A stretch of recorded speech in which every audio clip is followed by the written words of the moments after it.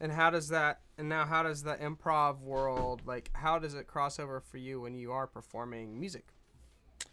Um, you don't know how the crowd is going to react when you're performing, right? You know. So usually, and I was just telling the story. If the crowd is kind of sitting there and just kind of watching, I Yeah. take it personally. I want you to get up off your feet. And just this past Sunday, they were all sitting down, and I saw this one girl in the crowd, and it was 78 degrees maybe, and she was like wearing like a full jacket.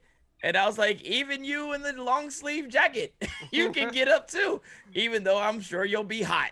Like, and they all kind of laughed about it. And then after the show, she was like, I can't believe you called me out, but it's a light jacket. And we got to talking, and they're coming to the show Thursday. So there That's you go. awesome. Like, Yeah. I Oh my mean, gosh. that's Perfect. that's how it works. That's how it works.